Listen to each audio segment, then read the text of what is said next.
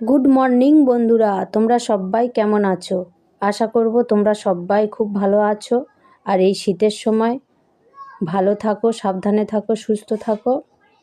আর অবশ্যই বাচ্চাদেরকে খুব কেয়ার করে রেখো, ঠান্ডা লাগতে দিও না। আর আমি অনেক দিন পরে একটা বড় ভিডিও আপলোড করছি। তো এই শীতের সময় মশলা বড়ি যেটা হয় কুমড়ো, চুন কুমড়ো দিয়ে তৈরি করতে হয়।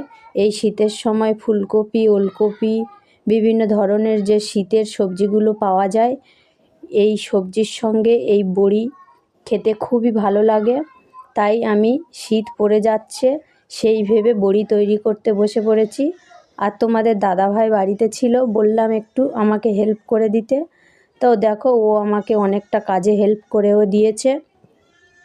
তো তোমরা এই ধরনের ভিডিও আরও যদি দেখতে চাও তাহলে অবশ্যই করে আমার চ্যানেলটি সাবস্ক্রাইব করে রাখবে।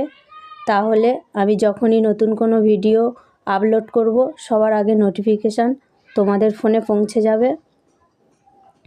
তো দেখো, আমি এখানে 1 কেজি বিউলির ডাল নিয়েছি। আর আমার এই বড়ি, তোমরা যদি এই রকমভাবে বড়ি তৈরি করতে চাও তাহলে অবশ্যই করে আমার ভিডিওটা একটু স্কিপ না করে প্রত্যেকটা টিপস ফলো করে দেখো।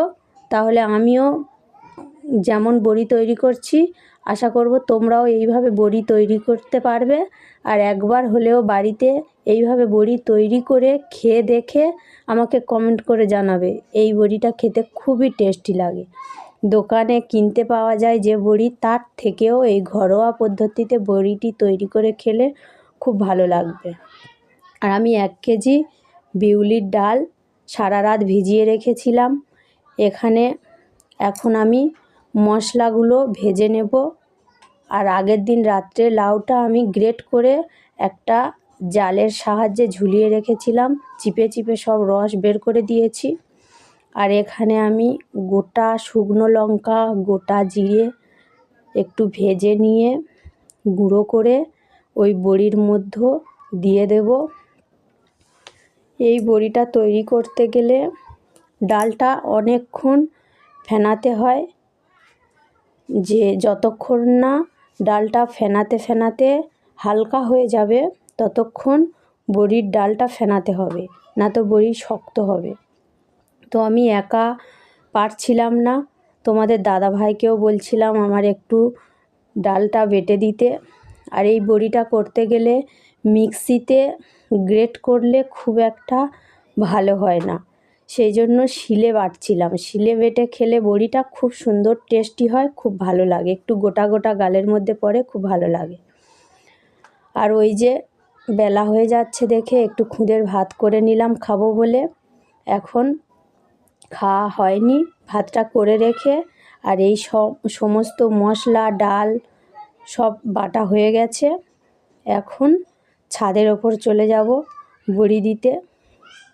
তো বন্ধুরা, তোমরা এই রকমভাবে বাড়িতে একবার তৈরি করে খেয়ে দেখো।